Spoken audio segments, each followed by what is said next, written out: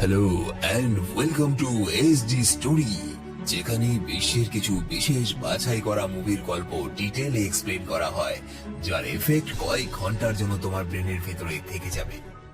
তো আজ তোমাদের জন্য যে মুভিটা আমি নিয়ে এসেছি, এই মুভিটার অ্যাকশন তো ইউনিক টাইপের, স্টোরি লাইন অসম। এই মুভিটা দেখানো হয়েছে কি করে একটা সাধারণ মানুষ যাকে কেউ গুরুত্ব দেয় না, যার কোনো ট্যালেন্ট নেই, সেই মানুষটা বাকিদের থেকে আলাদা হয়ে উঠলো। টান টান গল্প আর অ্যাকশন সিনের সাথে শকিং রহস্যের তড়কা লাগানো একটা cinema, SD story presenting wanted. এই যে ভোলা ভালা মানুষটা, ইনি হলেন ওয়েসলি গিবসন, আমাদের কাহিনীর হিরো, যার কোনো ভ্যালুই নেই নিজের অফিসে, আর না তো নিজের গার্লফ্রেন্ডের কাছে। তার গার্লফ্রেন্ড তো এতটাই ওপেন মাইন্ডেড যে অন্যের সাথে যৌন খেলা খেলতে ব্যস্ত থাকে বেশিরভাগ সময়। ওয়েসলি অফিসে একটা অ্যাকাউন্টেন্টের জব করে, আর এই কোচি রোগা মতন হাফ রাক্ষস মহিলাটা হলো এই অফিসের বস। এটা আমার মতামত নয়, এটা ওয়েসলি গিবসনের মতামত। এবার মুভি শুরু হয় যেখানে কালো স্যুট পরা একটা লোক একটা সিকিউরিটি এজেন্সিতে আসে এবং একটা গুলি হাতে নিয়ে সে সেখানে থাকা একটা মেয়েকে জিজ্ঞেস করে এই গুলিটা কোন কোম্পানির বা কোন দেশে তৈরি সেটা বলতে পারবে। সে আরো বলে এই কোম্পানির গুলি দিয়ে আমাদের বিভিন্ন লোককে কেউ আড়াল থেকে খুন করছে। তাদের মধ্যে যখন এই কথাবার্তা হচ্ছিল, দূর থেকে স্নাইপার দিয়ে মেয়েটার ঠিক কপালের মধ্যে একটা গুলি এসে লাগে। মেয়েটা লুটিয়ে পড়ে আর শুরু হয়ে যায় এলোপাথারি গুলি সেই কালো লোকটার ওপরে। লোকটা দৌড়ে পালাতে থাকে, কিন্তু একটু পর দেখা যায় লোকটা পালাচ্ছিল না, বড় জাম্প করার জন্য একটু দূর থেকে দৌড়ে আসতে হয়, তাই সে পেছনের দিকে যাচ্ছিল। আর এটা এমন একটা দুর্ধর্ষ সিন যেটা শুধুমাত্র মুভিতেই সম্ভব। লোকটা প্রচন্ড স্পিডে দৌড়ে গিয়ে কাঁচ ভেঙে ওই পাশে বিল্ডিংটাতে পৌঁছে যায় এবং ওই পাশে বিল্ডিং এ থাকা সবাইকে সে মেরে ফেলে। এবং কেউ অনেক দূর থেকে ওই কালো স্যুট পরা লোকটাকে স্নাইপার বন্দুক দিয়ে শুট করে। আর এই মুভির ভিএফএক্স দেখার মতো। স্নাইপার শটটা এত দূর থেকে নেওয়া হয়েছিল এবং গুলিটাকে ফুল স্লো মোশনে দেখানো হয়েছে যে গুলিটা কোত্থেকে কোন কোন জায়গা দিয়ে এসে সেই মানুষটার মাথার পেছন থেকে সামনের দিকে বেরিয়ে গেছে। আর এই ঘটনাটা মনে রাখবে, কারণ এটাই মুভির লাস্টে রিপিট হবে। তো এর পরের সিনে দেখা যায় আমাদের হিরো ওয়েসলি তার অফিসে বসে এবং তার বস তার সামনে গিয়ে চিল্লাচ্ছে। ওয়েসলি যখন খুব ঘাবড়ে যায় তখন তার মধ্যে প্রচুর শক্তি চলে আসে এবং মন প্রচন্ড অস্থির হয়ে যায়, তার শ্বাস প্রশ্বাস দ্রুত হয়ে যায় এবং সেটাকে কন্ট্রোল করার জন্য সে ওষুধ খায়। এদিন যখন সে অফিস থেকে বেরিয়ে একটা শপিং মলে যায়, হঠাৎ একটা মেয়ে সেখানে আসে। সে ওয়েসলিকে জানায়, আমি তোমার বাবাকে চিনি, কাল সে মারা গেছে একটা বিল্ডিং এর ওপরে, কেউ তাকে স্নাইপার দিয়ে গুলি করে মেরেছে। এই মেয়েটা সেই কালো স্যুট পরা লোকটার কথাই বলছিল এখানে। ওয়েসলি তখন অবাক হয় এবং মেয়েটাকে বলে, আমার বাবা তো আমার মা আর আমাকে ফেলে চলে গিয়েছিলেন অনেক ছোটবেলায়। মেয়েটা বলে, আমি জানি, ওনাকেই কাল খুন করা হয়েছে এবং ওনাকে যে খুন করেছে সে তোমায় মারতেই শপিং মলে এসেছে। এই কথা বলা মাত্র একটা লোক গুলি চালা তাদের দিকে এবং সেই মেয়েটা আর ওয়েসলি কোনোভাবে নিজেদের বাঁচাতে বাঁচাতে একটা গাড়িতে গিয়ে আশ্রয় নেয় এবং এখানে একটা দারুণ চেজিং সিন দেখা যায়। একসময় তারা বেঁচে যায় আর ওয়েসলি বেহোশ হয়ে যায়।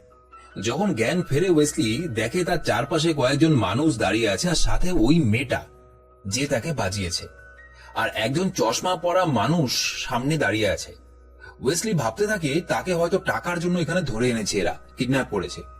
ওয়েসলি বলে, স্যার দেখুন, আমার কাছে কিছুই নেই, আমি একজন সাধারণ মানুষ, আমার এটিএম কার্ডেও মাত্র $2 পড়ে আছে, আমাকে আপনারা ছেড়ে দিন প্লিজ, আমার কাছে আপনাদের দেওয়ার মতো কিছুই নেই, আমাকে আমাকে কিছু করবেন না প্লিজ। লোকটা ওয়েসলির কাছে আসে এবং একটা পিস্তল দিয়ে তাকে বলে, গুলি করো। ওয়েসলি ঘাবড়ে যায়, সে জিজ্ঞেস করে, কি বললেন? লোকটা আবার বলে, গুলি করো। ওই যে মাছিগুলো আছে, ওই মাছিগুলো শুধুমাত্র পাখা ওরা চাই, মাছিগুলোকে প্রাণে মারবে না, এমন ভাবে গুলি করো যাতে মাছিগুলোর পাখা উড়ে যায়। ওয়েসলি অবাক হয়, সে জিজ্ঞেস করে, এসব কি বলছেন, এটা কি করে সম্ভব, আর আমি এসব করতেই বা যাবো কেন, আর আপনারাই বা কে? কিন্তু লোকটা একটা কথারও জবাব দেয় না। লোকটা উল্টো বলে, তুমি যদি মাছিগুলোকে গুলি করে পাখা না উড়িয়ে দাও তাহলে আমার লোকেরা তোমায় গুলি করে উড়িয়ে দেবে, এবার তুমি বেছে নাও তুমি কি করবে। ওয়েসলির মধ্যে আবার সে অস্বস্তি জেগে ওঠে এবং তার শরীরে সে একটা শক্তি অনুভব করতে থাকে যেটা সে আগেও করত এবং যেটার জন্য সে ওষুধও খেত। এমন সময় সেই কোট পরা লোকটা চিৎকার করে ওঠে এবং তাকে গুলি চালাতে বলে। সে ঘাবড়ে গিয়ে গুলি চালায় এবং আশ্চর্যের ব্যাপার, মাছিগুলোর শুধুমাত্র পাখাই উড়ে যায়, মাছিগুলো প্রাণে মরে না। ওয়েসলি অবাক হয়ে যায়, সে জানতে চায় আমি কি করে এটা করতে পারলাম। তখন সেই লোকটা বলে, তোমায় আমি সব বুঝিয়ে বলছি, তোমার মনে অনেক প্রশ্ন আছে, আমরা কে, তুমি কে, সবকিছু বলছি। আমার নাম স্লোন, আর ওই মেয়েটা যে তোমার প্রাণ বাঁচিয়েছে ওর নাম ফক্স। আমরা পৃথিবীতে এমন একটা অর্গানাইজেশন চালাই যারা পৃথিবী থেকে খারাপ মানুষগুলোকে মেরে ফেলে। আমরা পৃথিবী থেকে খারাপ মানুষগুলোকে মেরে এই পৃথিবীকে শুধুমাত্র ভালো মানুষদের বসবাসযোগ্য করে তুলি, যাতে তোমার আমার মতো সাধারণ মানুষেরা সুস্থভাবে সুরক্ষিত হয়ে বাঁচতে পারে। এবং তোমার বাবা আমাদের মধ্যে একজন ছিলেন, এবং তুমি কি করে এই মাছিগুলোকে মারতে পারলে সেটার উত্তর আমি দিচ্ছি। পৃথিবীর মধ্যে এমন খুব কম সংখ্যক মানুষ পাওয়া যায় যাদের শরীরে 400 গুণ স্পিডে অ্যাড্রিনালিন হরমোন দৌড়য়, এবং এই জন্য সাধারণ মানুষের থেকে এইসব মানুষেরা বেশি স্পিডে সবকিছু করতে পারে, বেশি শুনতে পারে, বেশি দেখতে পারে, এবং তাদের শরীরের ক্ষমতাও অদ্ভুত হয়। তোমার বাবা তাদের মধ্যে একজন ছিলেন, আর তুমিও লাকিলি তাদের মধ্যেই একজন। সুতরাং তুমি আমাদের জয়েন করো, আমরা তোমাকে ট্রেনিং দিয়ে তোমার বাবার মতোই তৈরি করব। ওয়েসলির মাথা ঘুরে যায়, কি বলছে এরা? আমার মতো একটা অযোগ্য মানুষ যাকে কেউ গুরুত্ব দেয় না, যাকে কেউ পাত্তা দেয় না, আমি কিনা পৃথিবীর মধ্যে স্পেশাল একজন? ওয়েসলি সেখানে আবার বেহুশ হয়ে যায়। সকালবেলা যখন তার ঘুম ভাঙে, সে ভাবতে থাকে সবকিছু বুঝি স্বপ্ন। কিন্তু সে যখন তার বাথরুমে যায়, সে দেখে বন্দুকটা ওখানেই পড়েছিল, যে বন্দুকটা দিয়ে সে মাছিগুলোকে মেরেছিল। ওয়েসলি অফিসে যায়। অফিসে যাওয়ার পর সে ইন্টারনেটে নিজের ব্যাংক ব্যালেন্স চেক করে দেখে তার ব্যাংকে প্রচুর টাকা ঢুকিয়ে দেওয়া হয়েছে। তার মনে পড়ে গতকাল রাতে স্লোন নামের লোকটি তাকে বলেছিল যে তার বাবা তার জন্য অনেক সম্পত্তি রেখে গেছে এবং সেগুলো ওয়েসলির অ্যাকাউন্টে দিয়ে দেওয়া হবে। ওয়েসলির মধ্যে একটা অদ্ভুত কনফিডেন্স কাজ করছিল। একটা বাস্তব কথা হলো, যখন তোমার মধ্যে সেলফ কনফিডেন্স বা আত্মবিশ্বাস কাজ করা হঠাৎ করে শুরু করে দেয় না, তখন তুমি যে কোনো অসাধ্য সাধন করতে পারো। এবং এই সময় তার সেই বস এসে তার সামনে আবার চিল্লানো শুরু করে রোজকার মতো। কিন্তু এই দিন সিনটা কিন্তু একটু আলাদা হলো।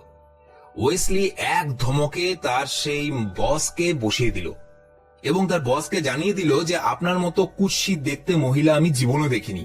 আপনি ছোটখাটো একটা হাতির মতো, আপনি এতটাই বিশ্রী যে কেউ দেখলে পরে স্বপ্নের মধ্যে দুঃস্বপ্ন দেখতে থাকবে। তার বস অবাক হয়ে গেল। যেই মানুষটা, যেই ছেলেটা পুরো অফিসের অপমান সহ্য করত, কাউকে কিচ্ছু মুখ ফুটে বলতে পারতো না, তার মুখে এই কথা শুনে বাকিরাও অবাক হয়ে গেল। সে ওখান থেকে একটা কিবোর্ড তুলে নেয় এবং যাওয়ার পথে যেই ছেলেটা তার প্রেমিকার সাথে সবসময় যৌন আনন্দে মেতে থাকতো, সেই ছেলেটার মুখে একটা জোরে বাড়ি মেরে দেয় এবং সেই ছেলেটার একটা দাঁত খুলে বেরিয়ে আসে। এবার তার মধ্যে কনফিডেন্স, আরো বেশি কনফিডেন্স জেগে উঠেছে। অফিসের বাইরে রাস্তায় বেরোনোর পর তার চোখ কপালে উঠে যায়, কারণ গতকাল রাতে সেই মেয়েটার সে রাস্তায় যে গোলাগুলি করতে করতে গাড়ি নিয়ে ছুটছিল, সেজন্য সরকার থেকে তাদের নামে ওয়ান্টেড এর নোটিশ পড়ে যায়।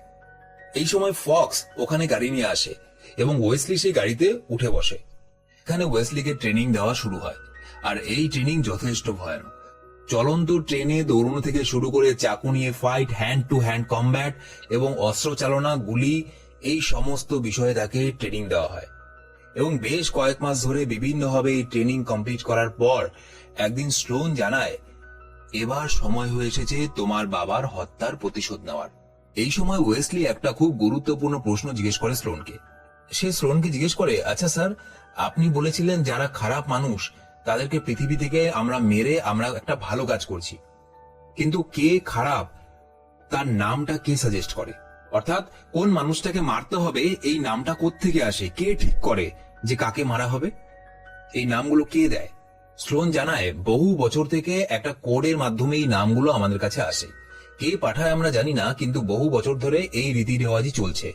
কিন্তু আমরা যাদের মারি তাদের সম্বন্ধে যদি তুমি খোঁজ খবর নাও, তাহলে তুমি জানতে পারবে তারা সত্যিই খারাপ মানুষ ছিল। আচ্ছা, এখানে একটা কথা বলি, গল্পটা যখন এত অব্দি শুনে ফেলেছো, গল্পটা যদি তোমাকে সামান্যতম আনন্দ দিয়ে থাকে তো চ্যানেলটাকে প্লিজ সাবস্ক্রাইব করে পাশে থাকা বেল আইকনটাতে ক্লিক করে দাও। তো ফিরে আসছি গল্পে। এবার স্লোন ওয়েসলিকে জানায়, তোমার বাবাকে যে হত্যা করেছে সেও আমাদের সঙ্গে কাজ করত, কিন্তু সে ভালো মানুষ ছিল না, তাই তাকেই মারার ফরমান আসে আমাদের কাছে, কিন্তু সে আমাদের সঙ্গে বিশ্বাসঘাতকতা করে। এবার যাও নিজের বাবার হত্যার প্রতিশোধ নাও। তখন ওয়েসলি আর ফক্স বেরিয়ে পড়ে ওয়েসলির বাবার হত্যাকারীকে খুঁজতে, এবং তাকে পেয়েও যায়। এক সময় একটা ট্রেনের ভেতরে লুকিয়েছিল তার বাবার হত্যাকারী। সেখানে দুজনের মধ্যে ফায়ারিং শুরু হয়। অনেকটা ফায়ারিং এর পর ট্রেনটা এমন একটা জায়গায় এসে অর্ধেক ভেঙে যায় এবং যার নিচে কয়েক হাজার ফুট গভীর খাদ। এই সময় ট্রেন থেকে ওয়েসলি পড়ে যেতে থাকে এবং সেই লোকটা যে কিনা তার বাবাকে হত্যা করেছে সেই লোকটা হাত দিয়ে ওয়েসলিকে বাঁচায়। আর এই সুযোগে ওয়েসলি সেই লোকটার বুকের মধ্যে গুলি চালিয়ে দেয়। লোকটা তখন মৃত্যুর মুখে। তখন লোকটা ওয়েসলিকে জানায়, আমায় মারিস না, আমি তোর বাবা, তুই তো আমারই ছেলে। ওয়েসলির মাথা খারাপ হয়ে যায়। সে ফক্সকে জিজ্ঞেস করে, এই লোকটা যা বলছে তা কি ঠিক? এ কি আমার বাবা? এই যদি আমার বাবা হয় তাহলে তোমরা কেন বলেছিলে যে আমার বাবাকে এই লোকটা হত্যা করেছে? ফক্স বলে, হ্যাঁ, লোকটা ঠিকই বলছে, ইনিই তোমার বাবা। আর ওই যে লোকটা মরে গেছিল সে তোমার বাবাকেই মারতে গেছিল, আর সেটা আমরা পাঠিয়েছিলাম। আর তোমার বাবাকে তুমি মারার পর তোমাকেও মেরে ফেলার অর্ডার আছে আমার কাছে। এই কথা বলে ওয়েসলিকে ফক্স মারতে গেলে সে কোনো রকমে পালায় সেখান থেকে। সেই ট্রেনের কামরার কাঁচ ভেঙে তার বাবাকে নিয়ে সে অনেকটা নিচে পড়ে যায়। সেখান থেকে ওয়েসলিকে উদ্ধার করে তার বাবার এক সময়ের এক বন্ধু। সে ওয়েসলিকে জানায়, তোমার বাবা অনেক ছোটবেলা থেকেই তোমার সব খেয়াল রাখতো আড়ালে থেকে। এক সময় কোড হিসাবে স্লোনের মৃত্যুর ফরমান এসেছিল, কিন্তু স্লোন নিজের স্বার্থে সেই মৃত্যুর ফরমানটা বদলে দিয়ে সেখানে তোমার বাবার নাম লিখে দেয় এবং তোমার বাবাকে সেখান থেকে পালাতে হয়।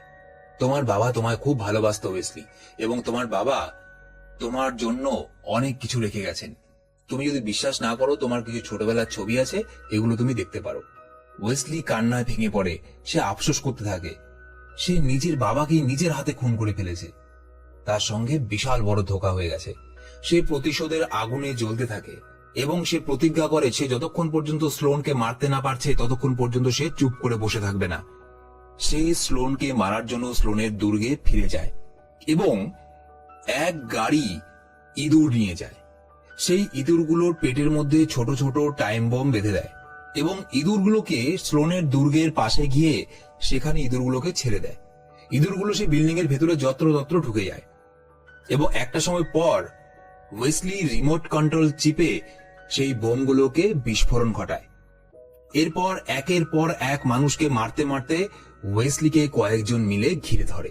স্লোনের খুব খাস মানুষ যারা ছিল তারা ওয়েসলিকে ঘিরে ধরে এবং তখন ওয়েসলি তাদেরকে জানায়, তোমরা ভুল করছো, তোমাদেরকে ভুল পথে চালিত করেছে স্লোন। আমার বাবা মোটেও বিশ্বাসঘাতী ছিলেন না। সেদিন কোডে যার নাম এসেছিল সেই মানুষটা হলো স্লোন। স্লোনকে হত্যা করার ফরমান এসেছিল, আমার বাবাকে নয়। আমার বাবা বিশ্বাসঘাতী নয়। এই সময় স্লোন সেখানে আসে। স্লোন এসে বলে, হ্যাঁ, আমাকে মারারই ফরমান এসেছিল, কিন্তু সাথে এটাও জেনে নাও ওয়েসলিকে বাদ দিয়ে তোমরা যারা যারা এই রুমের মধ্যে আছো তোমাদেরও মৃত্যুর ফরমান এসেছিল। সেজন্য আমি না তোমাদের মেরেছি না নিজেকে মরতে দিয়েছি। এবার তোমরা ঠিক করে নাও, তোমরা কি নিজেদেরকে মারবে নাকি ওয়েসলিকে মারবে। এই কথা বলে স্লোন সেখান থেকে চলে যায় এবং এরপরে সেই রুমের মধ্যে স্লোনের যে অনুগামীরা ছিল তারা প্রচন্ড আফসোস করতে থাকে, কারণ তারা জানতো তারা ঠিক কাজ করছে এতদিন ধরে। তারা এটা বুনাক্ষরও জানতে পারেনি যে তারা স্লোনের কথা মতো বিভিন্ন নিরপরাধ মানুষগুলোকে মেরে চলেছে। তারা নিজেদের প্রাণ নিয়ে নেয় এবং স্লোন সেখান থেকে পালিয়ে যায়।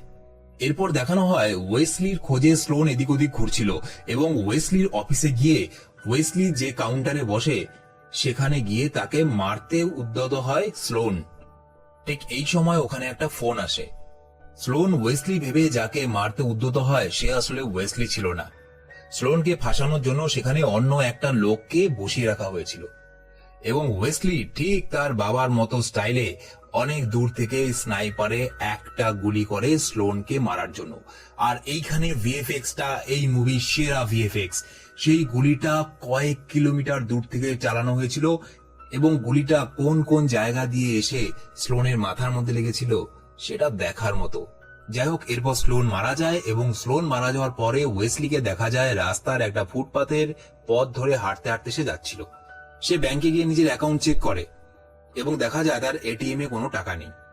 সে চলতে না পেরে একসময় রাস্তার ফুটপাতের মধ্যে বসে পড়ে এবং সেই সময় একটা গাড়ি সেদিক দিয়ে চলে যায় এবং গাড়িটা যাওয়ার সাথে সাথেই দেখা যায় ফুটপাতের মধ্যে যেখানে ওয়েসলি বসেছিল সেখানে আর কেউ নেই। অর্থাৎ সেই গাড়িতে কেউ একটা ছিল যে কিনা ওয়েসলিকে নিয়ে চলে গেছে সেখান থেকে। আর এখানেই এই মুভিটা শেষ হয়ে যায়। হয়তো এই মুভিটা পার্ট 2 বেরোলে জানা যাবে যে ওয়েসলি তারপরে কি হয়েছিল। সে কি নিজেই একটা অর্গানাইজেশন তৈরি করেছিল, নাকি অন্য কেউ তাকে তুলে নিয়ে গেছিল। তো এই ছিল এই মুভির গল্প। তো কমেন্ট করে অবশ্যই জানাবে গল্পটা তোমাদের কেমন লাগলো। থ্যাংক ইউ সো মাচ গল্পটা শোনার জন্য। দেখা হচ্ছে পরের গল্পতে। বাই।